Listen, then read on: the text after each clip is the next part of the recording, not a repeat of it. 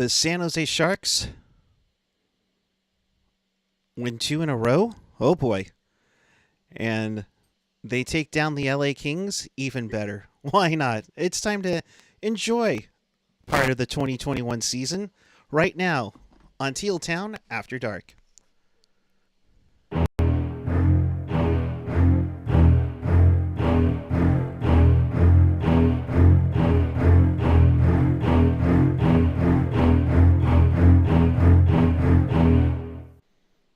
Good evening, everyone. It is March 24th, 2021, and the San Jose Sharks beat the Los Angeles Kings 4-2. And we welcome you to Teal Town After Dark. This is an alive, interactive postgame. Chat with us, along with fellow Sharks fans. And hey, if you're checking us in around the world, hockey fans, you're always welcome here as well. Twitter, Instagram, Facebook. Hit that subscribe button on the YouTube, SoundCloud, Reddit. Of course, our Discord after the show. And of course, find everything at tealtownusa.com.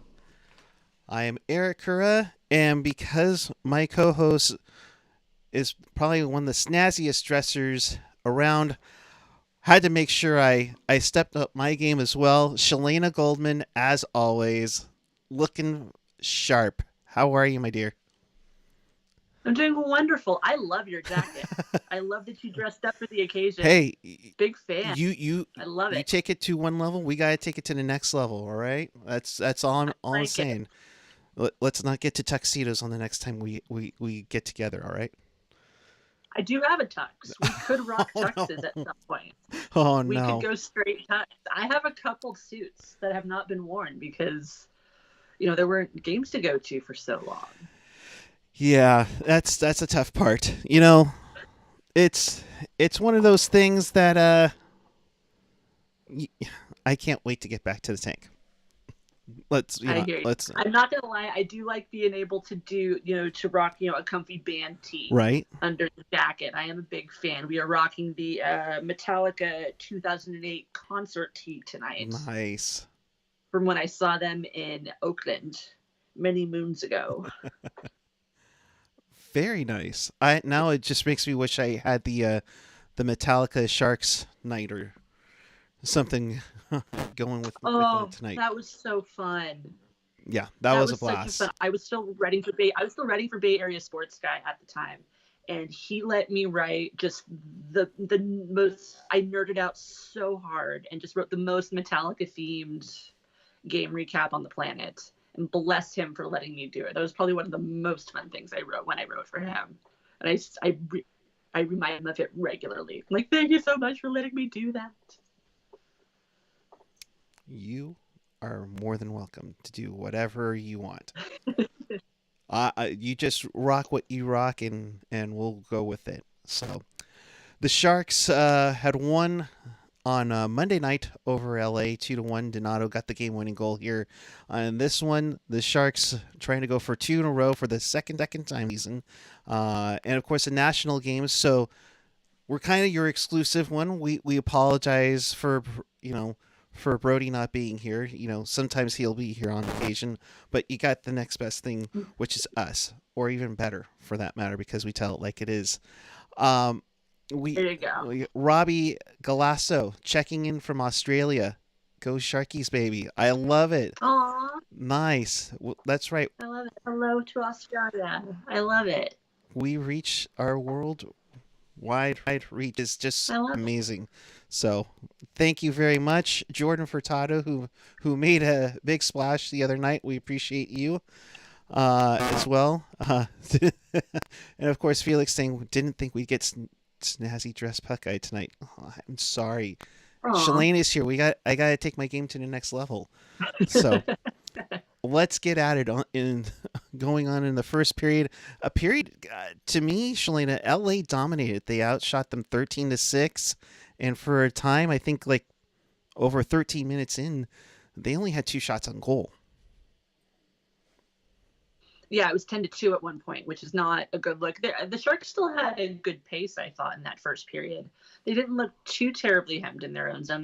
They weren't really generating enough. Mm-hmm. And I had even tweeted it out earlier You see teams, get heavily outshot. They don't typically go ahead. That's typically not how the Sharks play.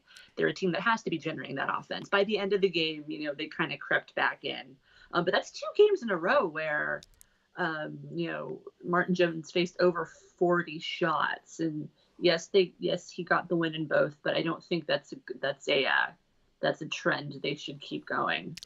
Yeah, no, 13-6 in shots, and kind of almost setting yourself up for a disaster, especially with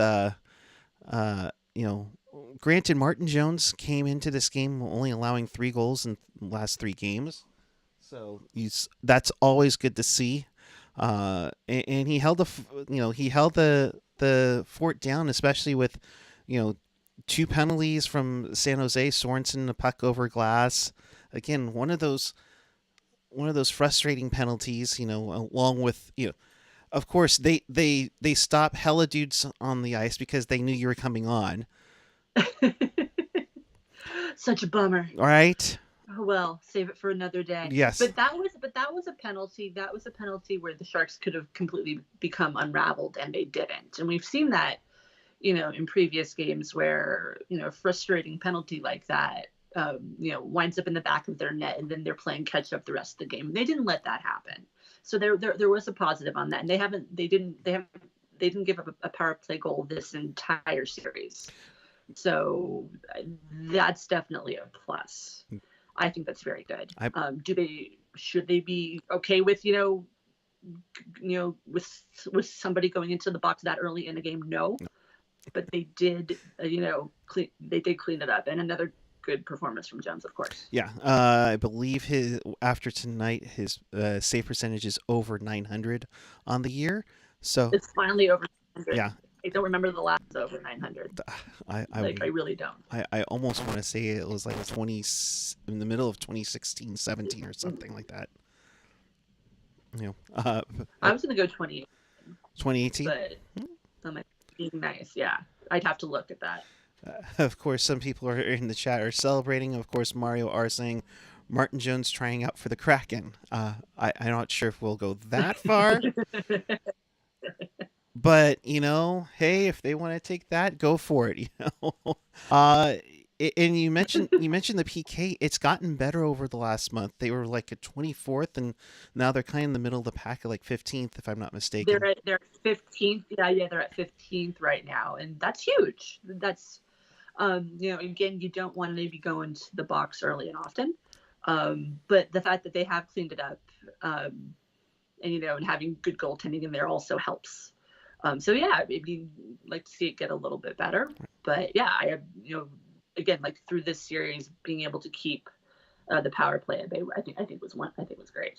Yeah, they played fantastic throughout the night, and power play, you need to get some more chances. I don't think they've been generating more chances, only because I think they really hadn't had the puck that much to kind of get those tripping, hooking, all those penalties I usually take till 21, but I digress.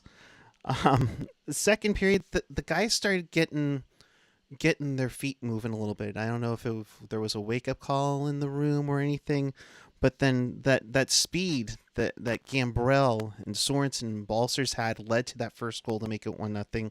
Balcers his 3rd of the season, but speed and skill coming up in a big way with a line that maybe is getting showcased a little bit. Well, and Balcers even set that whole play up too at the other end of the ice, and caught the break, that set up that whole tic-tac goal. It's just that's one player, as you've seen, he's gotten better and better as the season has gone on. You can see that he's put in the work. You can see him making strides, and just the work. Sorensen did not have a good start to. He did not have a good first period, and so to see his work with Balcers on that goal, that was nice to see. And of course, they got the Sharks on the board. Yeah, and you get that going, and it started putting LA on their heels a little bit. And, San Jose, would almost outshoot. Well, it was fairly even. LA would get 16 shots on goal with 12 for San Jose, but then Kane later in the period with his 13th from Burns and LeBang, make it 2-0. Definitely nice to see Kuhre just keep being consistent for a team that was having some consistency issues early. And he was a player who is needed to get going, who hasn't been consistent enough this season. This is the type of game that you want to see from him regularly. Right. So hopefully this lights a fire under him, and he can take. Guys will always tell you that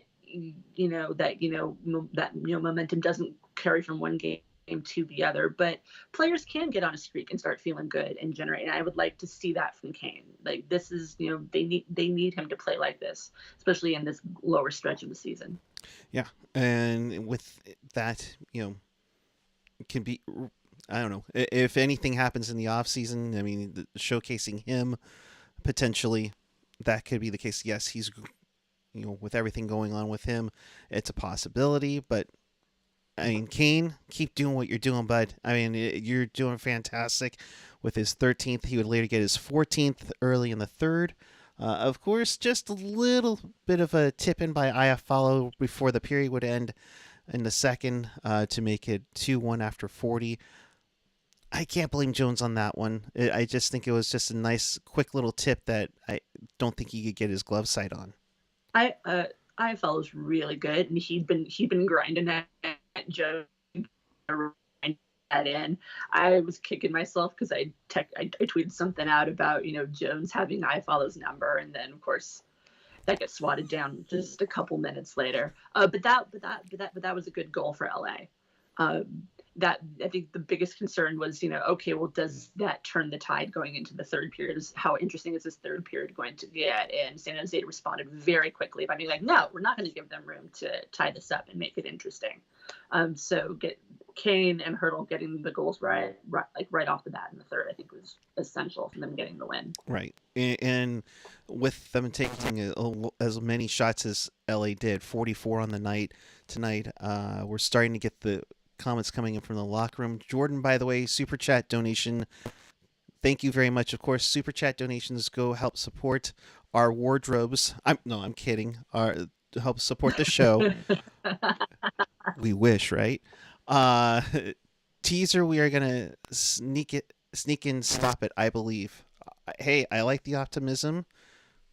I'm kind of a realistic optimism here, so hopefully most realistic. Most realistic. Right. Hopefully, but we'll see how it goes down the stretch as they pick up their second in a row against LA. Speaking of which, Burns on allowing 40-plus shots in consecutive games. LA is a team that shoots pucks from everywhere. We just need to make good clears and get control back. I didn't think they had a horrible puck possession except for that first period. Except for that first period, I think that first period put them in enough of a shot clock hole. But even in the third, it was pretty lopsided. But Burns is right, because you have a night where your goaltender isn't standing on his head and making great plays. That 40 plus shot clock, you can be in the loss column.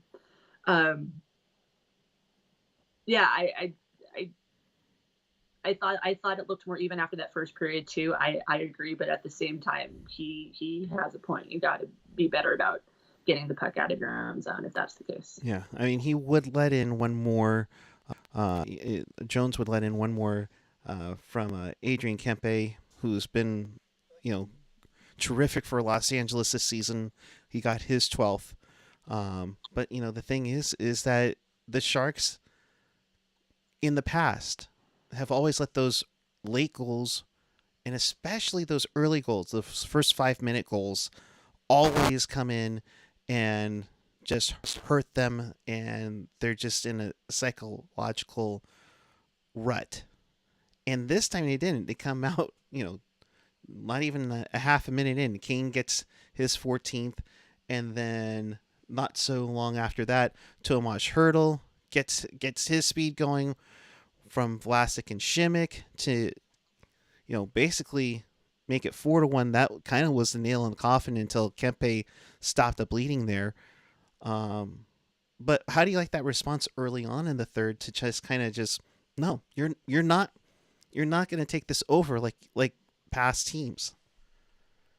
I no, I think it's fantastic, and I think it's something that's not been characteristic of the Sharks this past season. I don't even think that was something that was characteristic of them last season.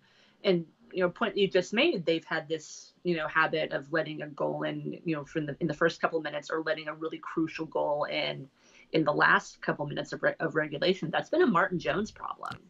That's been a really big problem for him. And one of the things that he said after the win on Monday night was, that he's been, looking at things, trying to improve his game from the mental side. I think that that's huge, because you start letting in so many goals the first couple minutes of a game. Yeah, that's going to wreck. It's going to wreck your mental state.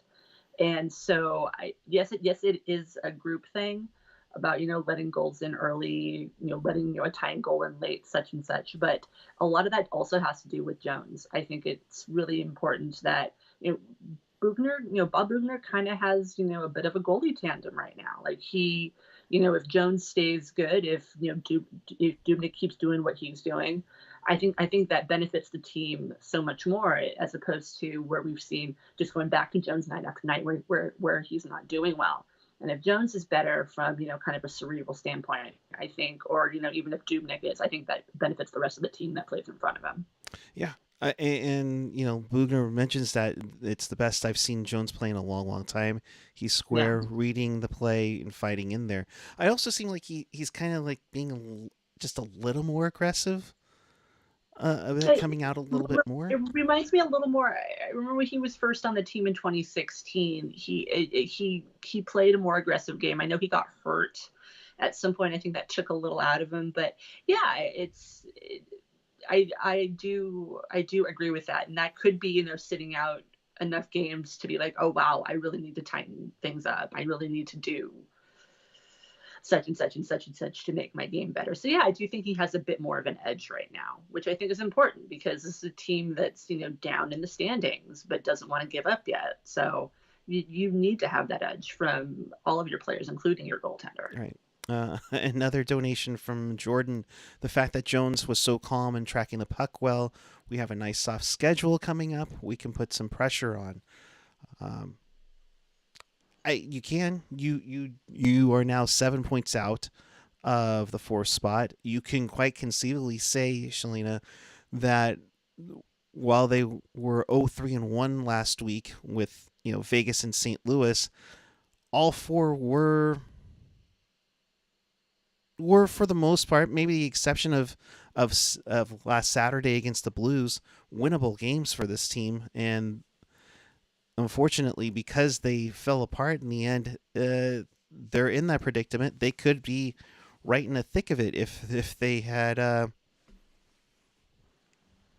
cracked open and got a W or two or three for that matter. Well, I just think at this point, nothing that comes up in the schedule can be considered, Mm-hmm.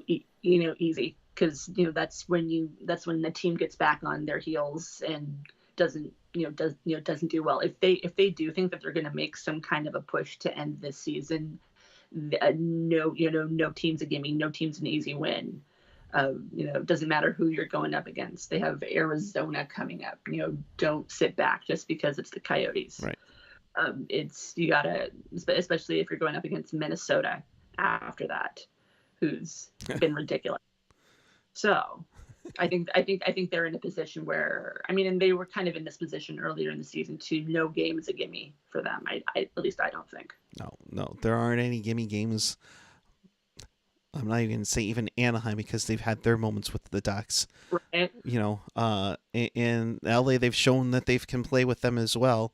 And LA, those are two costly losses in regulation for the Kings, as they're trying to fight to get into that fourth spot as well. Late in the game, though, kind of sort of concerning incident that happened. Jeff Carter checks Logan Couture. Logan stays down. He doesn't move too much during the play.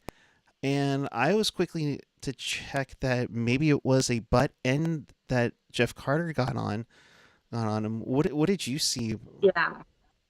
That's what I thought it might have been too. They didn't NBC didn't have a really good camera angle on it. From the one from behind the two of them, the shot that I could see, it looked like Carter was, it didn't look intentional, but it looked like Carter was going around him and did get him with the butt end of the stick right on the chin, and he was down.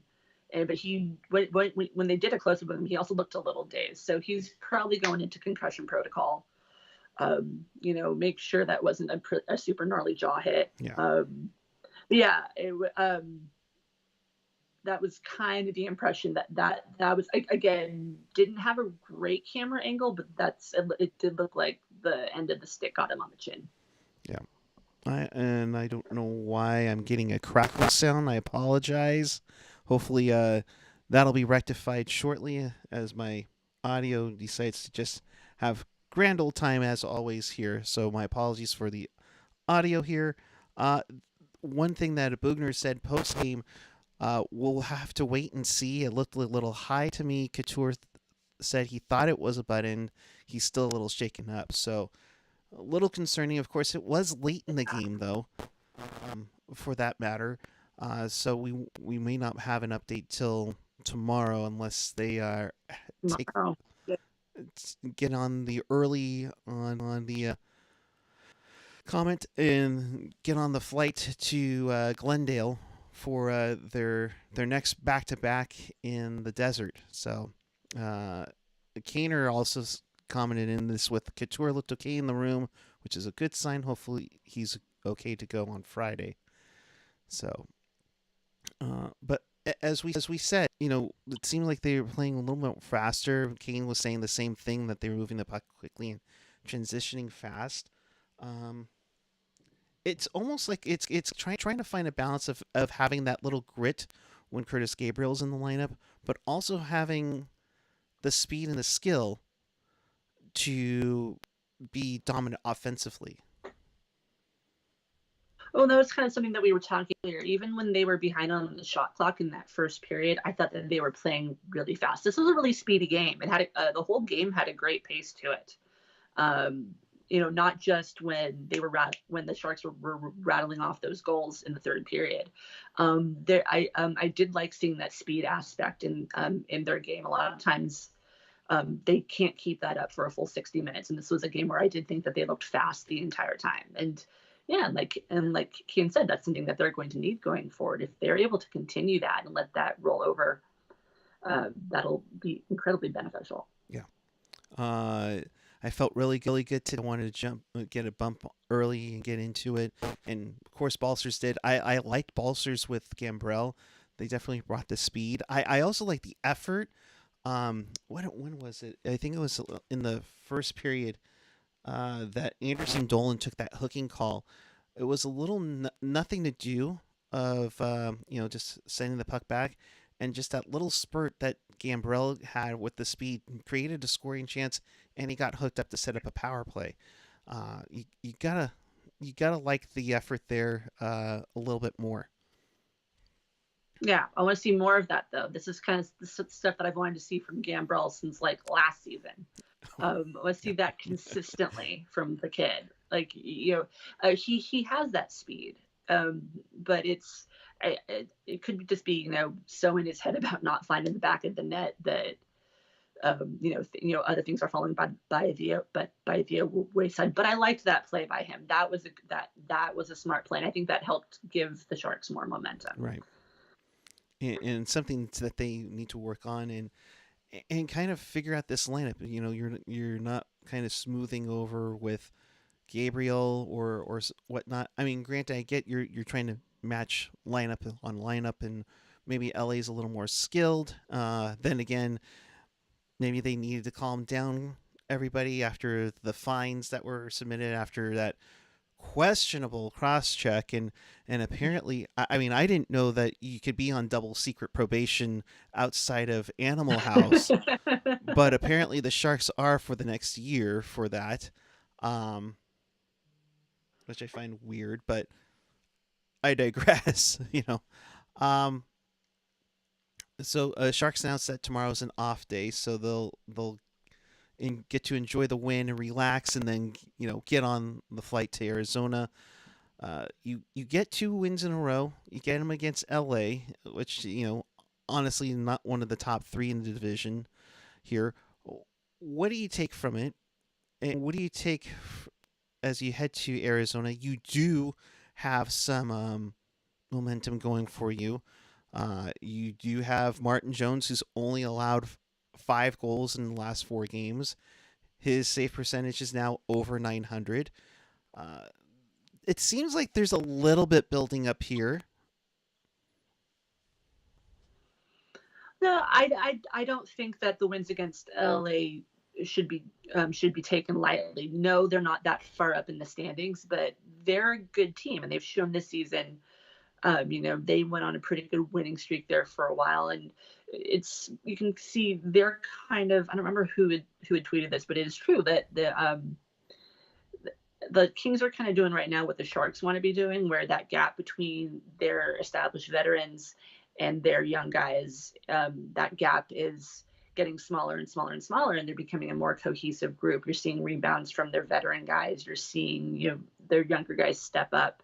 So even though they're not that high in the standings, they've done a really good job this season of rebuilding themselves. And so I think for the Sharks to get 2 wins against them, and they're also still a heavy team. They're not, again, none of these wins are easy wins. So I think that you can take something from the fact that the Sharks played well 2 nights in a row against LA.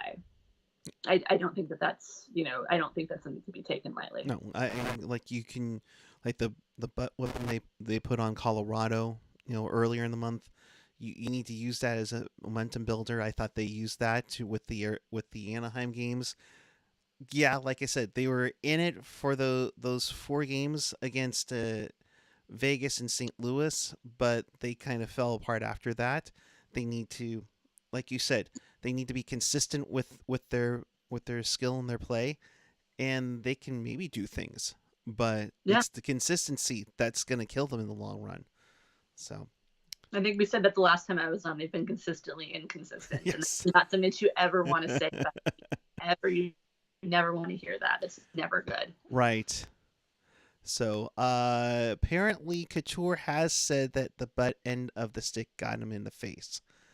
So I Yeah, wonder if that will be admitted to the league. Not that the league does anything on Department of Player Safety against the Shark. But you know the it's a little interesting to see, especially with the butt end. That's a major no-no in the book yeah. for that one. So 4 Sharks win. They go to 31 points. They're kind of starting to gap themselves a little bit more from Anaheim, from the 8th spot a little bit, and starting to kind of get. I don't want to. I really don't want to say make a run. Be honest, because I just there's just that little bit run, and I get that hope, and I don't want to. I just don't want to get let down, I guess. um, I mean, I don't care if they make a run or not. I'm not a fan. Right. That's not in my job description. I liked what I've seen over these last 2 games. I don't know if as good.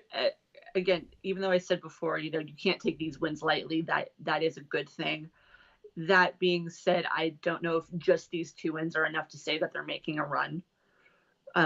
They have to, they have to take what they did in these 2 games and apply that to Arizona. They have to take that and apply that when they come home and Minnesota's here.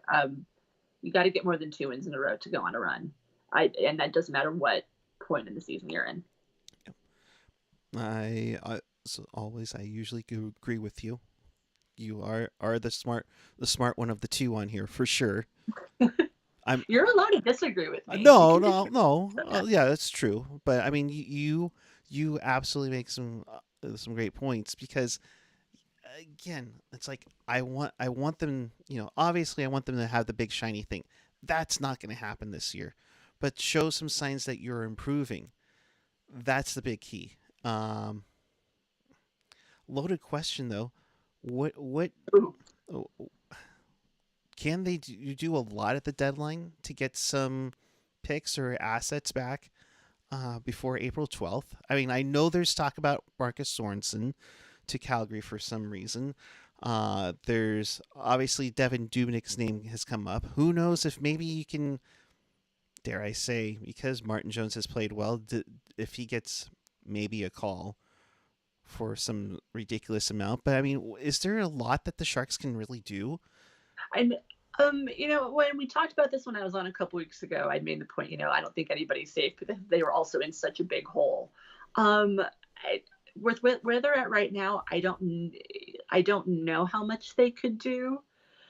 And then, yeah, Sorensen's kind of been a trade bait for pretty much almost the entire season. You kind of figure that he just hasn't done enough since Joe Thornton left. Like he hasn't found that groove with anybody else. Besides that really nice setup for Balsers tonight, you really haven't seen much from him.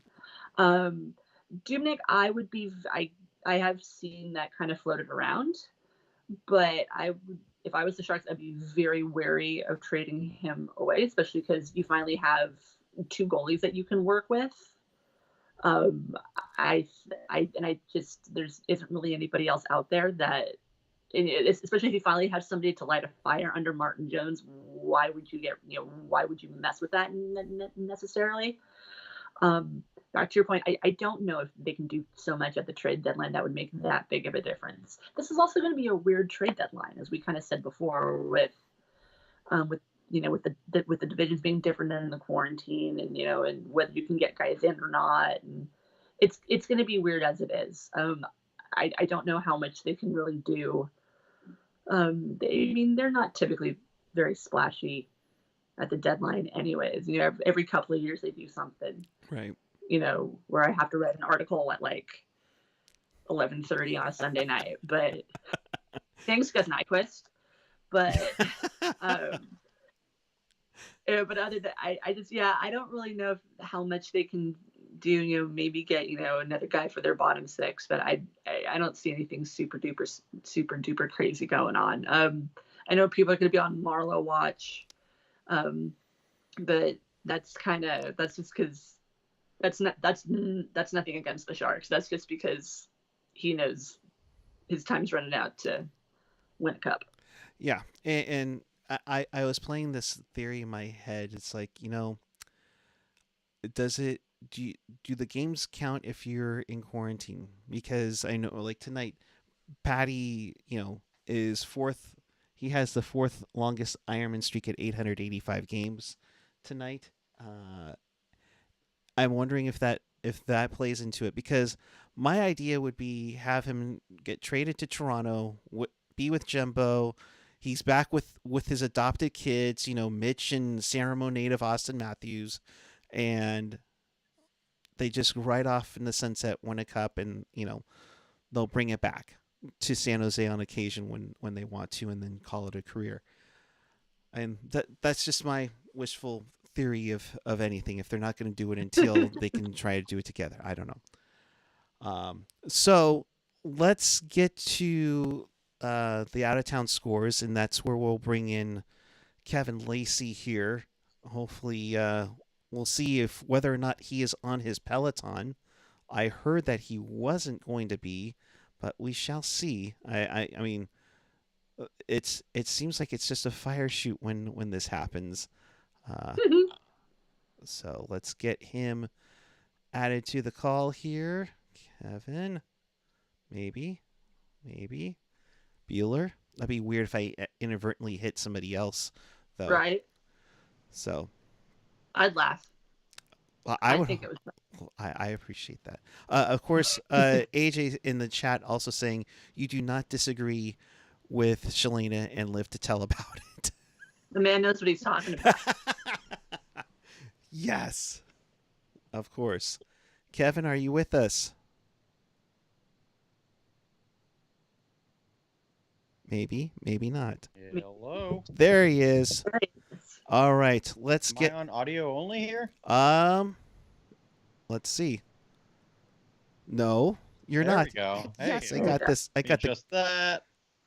I got the graphics right. Okay, first off, Kevin, we're Yes. trying to get the Peloton sponsorship. What Oh, what so I need to lower a little bit that way. Yeah. There you go. And now Let me get the microphone out of the way. no There it no is. no no no no you're supposed to be on the Peloton though. I have hockey practice for the first time in a year tomorrow, so I really need to save my legs for that. Oh But maybe the next time, guys, oh because I know it was shockingly popular the last time I was on. So we'll take what we can get. But let's recap tonight's Barracuda matchup in Bakersfield. Ooh, Barracuda!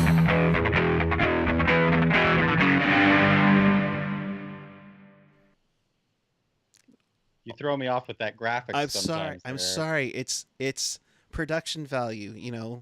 We got to make everything look good. We got Chelena on, so we got Pretty and y'all. Production value, yeah. That's why I yeah, since I can't bring the Peloton, I'll bring my super wild hair tonight for you gosh. guys. So you guys are all dressed up, and I'm here like trying to not even be seen. So I'm looking a little cavemanish. Let's talk about the game. So the Barracuda fall to the Bakersfield Condors again. This time in shootout, so we're getting a little bit of variety in this very lengthy season series where the Barracuda have played 5 of the last 7 games against these Condors, with another one coming up here next week. But they fall 4-3. It was actually not the most entertaining game per se, but the Barracuda did a good job of fighting back after leading for much of this game, then falling behind in the third period. Joachim Blichfeld got a goal with 2:34 left on kind of a broken play, actually. It was Noah Gregor breaking into the zone, real nice breakout. One of the few real clean breakouts into the offensive zone that I feel like the Barracuda had in that third period. But Noah Gregor brings it in, gives it to Joachim Blichfeld in the mid slot, I'd say. Blichfeld was a little pass hungry tonight for my liking, and for a guy who, in this description, is about to get his 10th goal of the season to easily lead this team in scoring. I want him shooting that puck every single time. But he went for a pass over to I don't know who was on the right side. It was probably Alex True.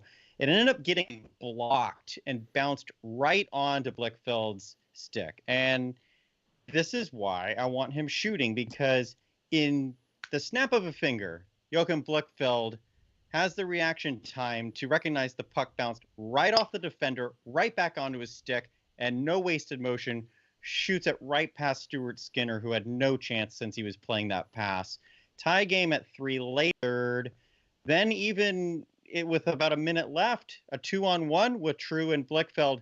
Blichfeld goes for the pass, gets broken up by Vincent Desharnais. Things like that say this probably why he's still in the AHL. I'd like to see him more greedy, or perhaps the coaching staff may have asked him to pass a little bit more. Don't really know. But nevertheless, it did tie this game up. They went to overtime. One of the games last week against Bakersfield saw the Barracuda get a power play in overtime. It was not a good one. Like, it was one of the worst power plays you could ever see. It ended up resulting in the Bakersfield player, which I think was Cooper Marody, getting out of the box, receiving a pass, goodbye, breakaway, night's over. Tonight, Barracuda go on a power play. Didn't look terrible, didn't look great. Joachim Blichfeld had a couple of good shots that missed the net. Cooper Marody comes out of the box again. Luckily, that breakaway pass missed him, goes down for icing. However, then in the shootout, Alex True, very nice backhand goal in round 1 to tie that one up. But Blichfeld hits the crossbar in round 2. A couple of duds in rounds 3 and 4 and by Shellman and Gregor. and the Barracuda did lose in the fourth round of shootout to Bakersfield after a Seth Griffith goal. Final score: Condors 4, Barracuda 3. Right. And they get almost a week off now. That is a peculiar quirk schedule, and I believe that's built in for any potential makeup games. Right. Unfortunately for the Barracuda, the only makeup games really would be against Tucson, and Tucson's schedule is completely full this week. So it would have been really easy, since the Barracuda were already down in Bakersfield, to hop on over to Tucson for at least a game, since they had 4 games postponed / canceled this season. But it isn't to be, because Tucson, I believe, plays Thursday, which is tomorrow, Friday, and Sunday, I think. Yeah, so the Barracuda play again on Tuesday against Bakersfield at home, now that home games are finally being played at SAP Center again, Right. which is very nice. But yeah, a nice little break here. I'm curious to see, guys, if we see some more call-ups. Maybe Noah Gregor and Alex True get called up, even if it's to the taxi squad, because, you have to think that Sharks practice is going to be more beneficial than Barracuda practice, but we'll see. The rosters are constantly shuffling between these two squads, so. Always the key to have the minor league squad right in the same building, which is always nice, especially for this certain time. I mean, Chelena, we've seen so many guys, get called up back and forth. I think AJ retweets them all on Cap Friendly when they go from NHL to taxi squad to AHL. It's a nice luxury to have for this team. Oh no, absolutely. I mean, think about if the AHL club was still on the East Coast. Think about how difficult that would be. I mean, that was already obnoxious enough several years ago with, guys. Okay, so a guy got called up, but he wasn't in the building yet. I got in a fight with the Worcester guy one time, trying to tell me that a call up was going to play, and I was like, no, he's not. He's not here. And this guy and I got in a fight on Twitter about it. And it was like, bro, you're not here. You don't know what you're talking about. You don't know who you're talking to. See, AJ's right. This is why you're not supposed to disagree with me. But I digress. This is why. All right. That is what makes it so nice that they are in the same building. And just that also, that gives the guys, that are going back and forth between, the AHL and the NHL, that gives them more time to practice with everybody. And if you have players, like Noah, especially like Noah Gregor, who's been back and forth a lot, for him to be able to practice with both squads and not have to deal with travel in the middle of that, I think is huge. And especially in the pandemic, Chelena, because with travel restrictions and everything going on top of just the fact that it's not beneficial to have an AHL or an affiliate on the East Coast. Look at teams like the Calgary Flames and the Edmonton Oilers, where Edmonton does not have access to its affiliate this year because they are remaining in Bakersfield, versus the Calgary Flames, who had to uplift the Stockton Heat and bring them up to Calgary so that they did have access to their players. So the Sharks don't have to worry about cross-country travel, because they're in the past, like obviously the long past now, but most of the time when the Sharks had roster moves, it was when they'd be on their road trips out to New Jersey or Carolina or something like that. That was the opportunity to call some players up, because it was more accessible, but still you not. Had the guys on planes at different times trying to meet up with the team, and yeah, exactly. So definitely helps to have the team in San Jose, and that's why the Barracuda are getting in a new arena in a couple of years, even with the potential of the Stockton arena becoming available to the Sharks. They're saying, you know what, they like this deal, this partnership they have with the Barracuda, so it's here to stay. Yeah, and it's always nice to get out to one of those games, and hopefully very soon. Kevin, thank you very much. We look forward to another episode of In the Reef in the very near future. Yeah, with the break now here, the next 6 days, I'm really hoping to get another episode of In the Reef. I originally wanted to do one tomorrow with Nick, but because I now actually am going out to the rink to skate myself, we'll see what happens this weekend. I would like to get an episode of In the Reef and get everybody caught up.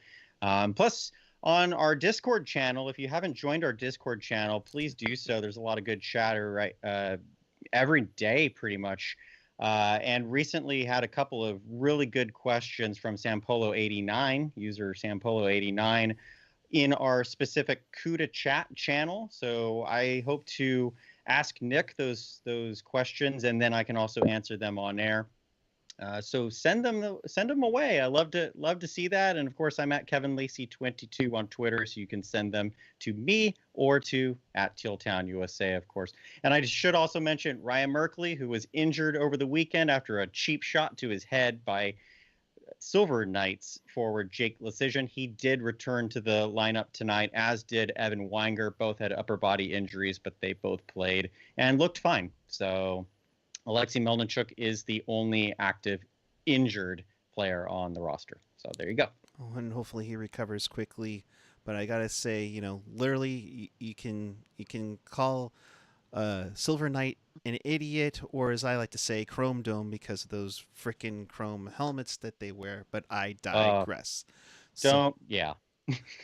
Kevin, thank you very much. We'll look forward to more coming up with the Barracuda in the near future. Yep. Thank you for having me, guys. Appreciate it, Kevin. Thank you. All right. So, again, you do not disagree with Chelena and live to tell about it. So with that, we'll bring a close to this edition. In case you missed anything, when you want to watch this again, check us out on tealtownusa.com or your favorite podcatcher, whether it's Apple Podcasts, Google Podcasts, YouTube. Hit that subscribe button. SoundCloud, Spotify, TuneIn, iHeartRadio, and more. Chelena, one thing I jumped the gun with that in case you missed it. So Tim Peel, not a banana peel, but he almost seemed like he slipped on a banana peel and just got an early retirement. He supposedly was supposed to retire next month, but a hot mic got him canned apparently today. Yeah, that you can't. I mean, good thing he was several years away from retirement. But even so, that's not good. You can't gotta keep it together. I don't care if mic's on. I don't care if mic's on or off. You can't be talking like that when you're at work. That's just a no-no. And granted, I mean, you and I both know this game and how there's usually makeup calls, or like there was a bad call that got called, and in their head they're trying to make it. This gets caught out of there. But a lot of people online, and of course the crazy reaction time to this is, there was some people comparing it to the NBA referee that got caught rigging games. I don't think we're in that far, but it definitely doesn't help the look of the league and its officiating. Well, as you said, I don't think it's that far, because that was very, very extreme. But no, that's not a good look, and it's that's going to put teams questioning the refs much more. That's going to be in the forefront of people's minds now, just because of the actions of one person, unfortunately. So hopefully it's its own thing, and it doesn't. This isn't something that becomes a habit. But it was just, that's not good. Not a good look. Not a good look at all. And hopefully it's just one thing, because I could put my tinfoil hat and go all the way back to 91 when the Sharks didn't get the number one pick in Eric Lindros. But I digress on how the league runs itself. So we'll just leave it at that for now. Chelena, thank you as always. Thank you, sir. Where can people find your awesomeness online? You can always find me on Twitter at Chelena Goldman. I retweet most of my stories. I'm always there to chat. You can come and drop me a line anytime. Alrighty.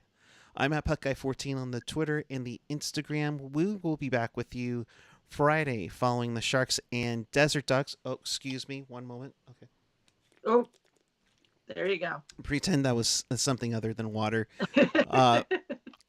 But we appreciate each and every one of you. Please tell a friend. We are trying to build this up so much because we have fun. It's a passion project for me. For Chelena, it's an awesome way of life.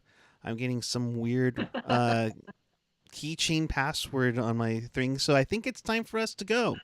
Let's decide. Yeah, I don't know. But until Friday, thank you for watching, and the conversation continues on our Discord channel. So until then, keep it real, keep it teal, keep it real teal. Have a good night, everyone. We'll see you. Oh, yeah. Friday night after the Sharks take on the Desert Dogs. Good night, everyone.